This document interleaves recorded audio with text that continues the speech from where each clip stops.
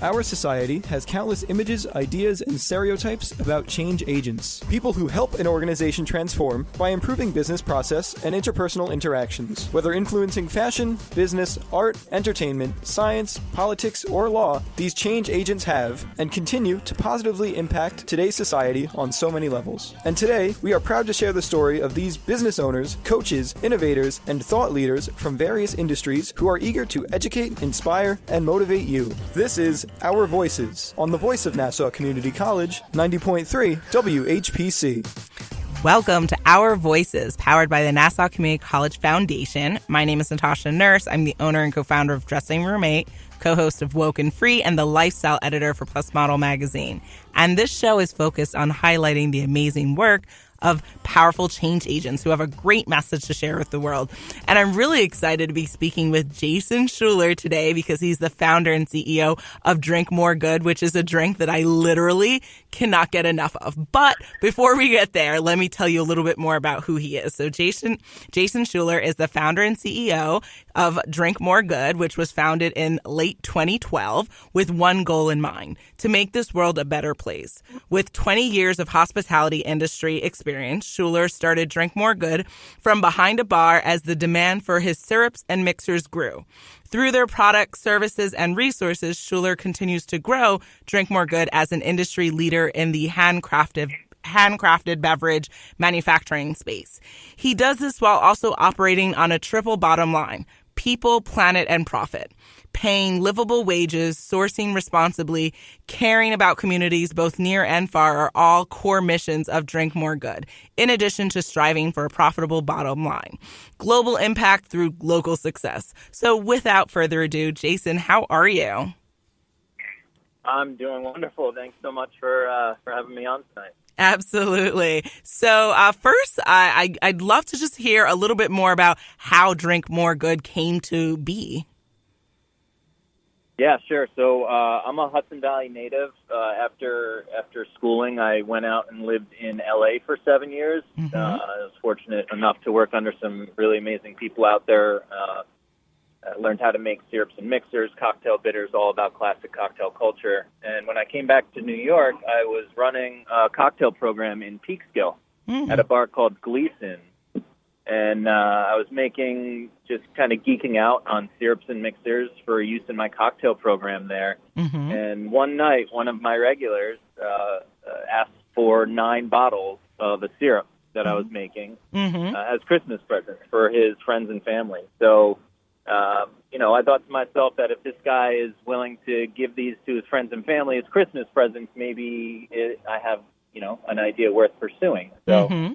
I went home that night, pitched my best friend over GChat the idea for the company, and he gave me $2,000, and that was it. That was the start of Drink More Good. I actually bought the URL Drink More Good that night, incorporated Drink More Good that night. That was the start.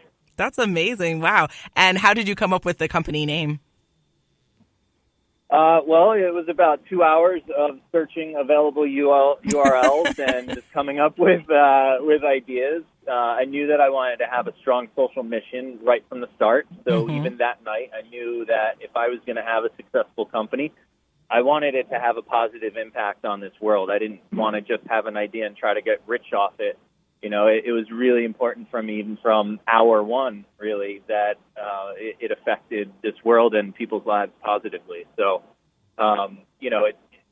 it was really just me brainstorming and then eventually getting to, the word good, and then different renditions of it that both made sense and were available. I love it. Okay. And personally, I have my fan favorite of the syrups that you have is ginger ale and the cola. But are there beloved fan favorite syrups that you guys have to keep making more and more and more of? Yeah, well, I mean, we're at that point right now for all of the flavors. We're in a big transition right now into a new production facility, but the crowd favorite is still overwhelmingly ginger ale. The cola is definitely up there, and the hibiscus rooibos has been really gaining in popularity over the last year. So especially for the summer months, and like a squeeze of citrus and some rum, the hibiscus is perfect. Very cool. Okay. And so I'd love for you to also share, what, I know that your drinks are healthier than, say, just cracking open a regular can of soda, but can you explain, like, why? Yeah, absolutely. So we start with the ingredients, right? Everything we use is organic and fair trade. All of our syrups start out as raw organic cane sugar and triple filtered water. And then we flavor the syrups with nothing but the best ingredients. We're literally hand zesting organic produce. We're hand slicing and grinding fresh ginger. We're pressing all our own fresh juices, and then we're hand grinding all organic and fair trade herbs and spices. So everything you taste in our syrups are real ingredients. It's just there's nothing artificial. There's nothing fake in them. Very, very cool. And I love how just to further go on to why they're better, even at our full strength healthier soda, which is a 1-to-10 ratio of syrup to seltzer, it's still half the sugar of a mainstream soda, right? Like a can of Coca-Cola or a mainstream soda is 39 grams of sugar. Our classic cola is 16. Wow. And even for me, that's still too sweet. Like, Drink More Good's my company, and we make soda syrups, but I don't even drink soda. Why we package as a syrup is because I love seltzer water, and I just want a hint of flavor, and I want that flavor to come from real ingredients. So it's really not just healthier, but really empowering our guests to have full control over how much, or more importantly, how little sugar they're putting into their drinks.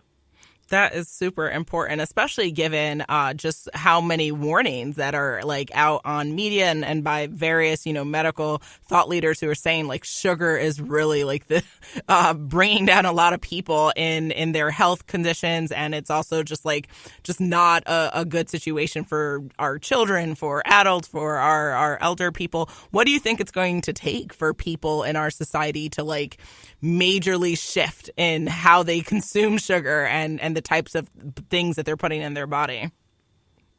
Well, I think it's already happening. Sugar's just been so ingrained in the paradigm that everybody's used to right now that it's going to take a long shift. But more and more people every day are starting to demand the less sugar in products.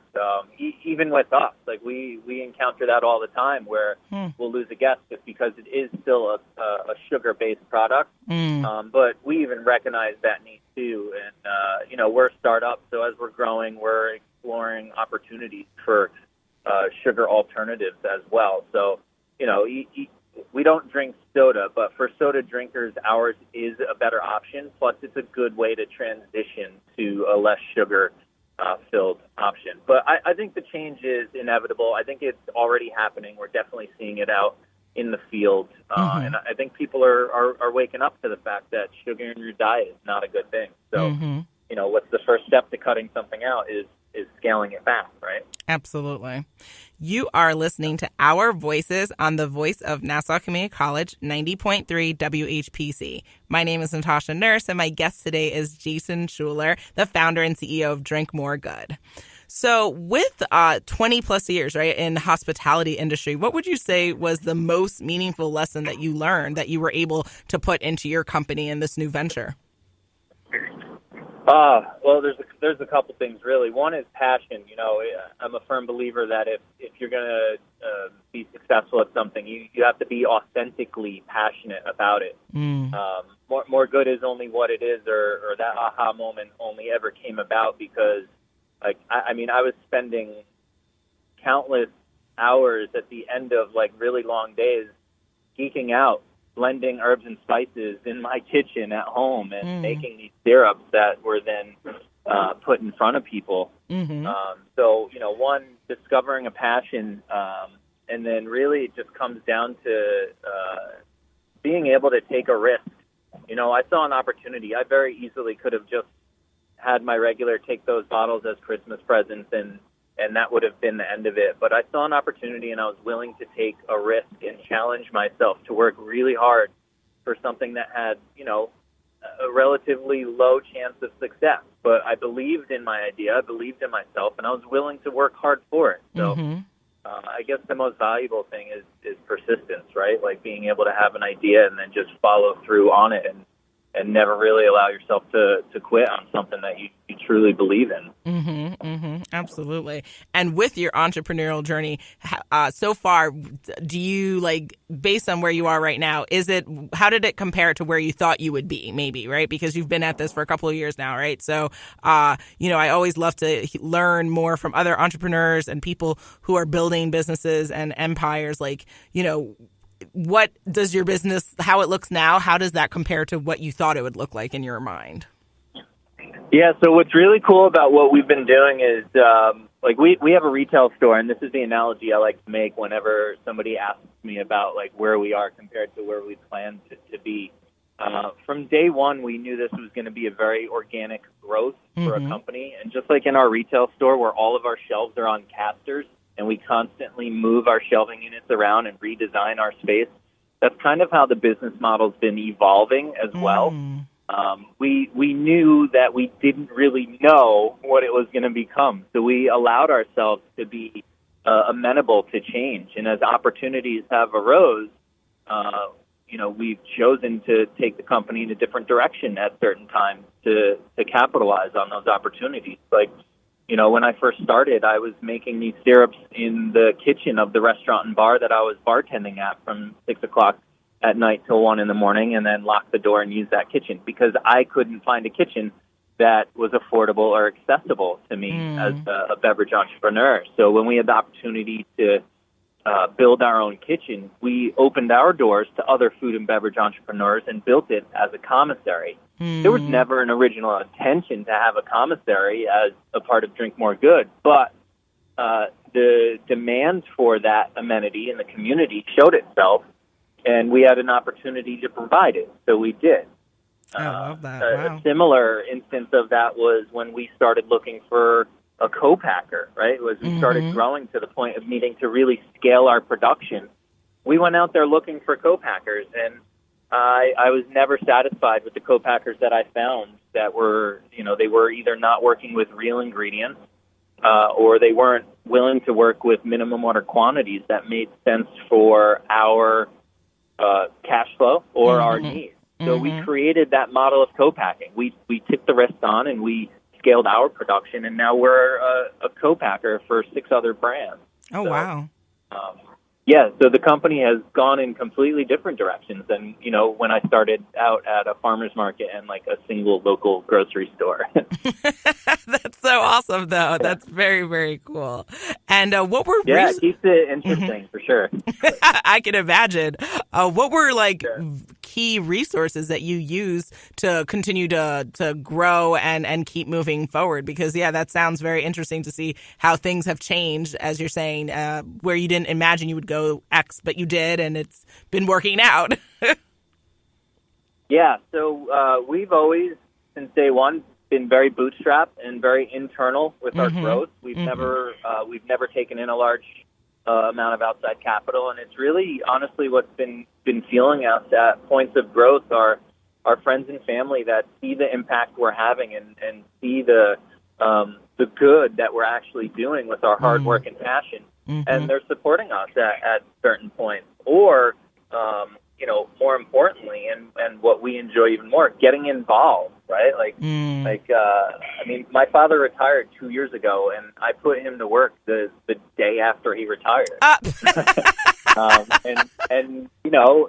Now both my mother and my father are full-time employees with the company, and it's just, we've really been doing a lot with not a lot.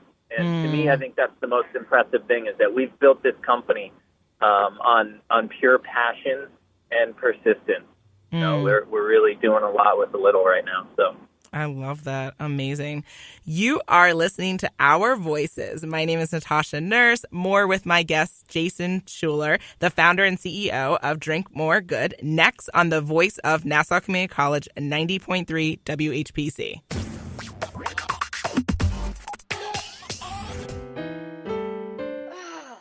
Steven. Who said that? Me, down here.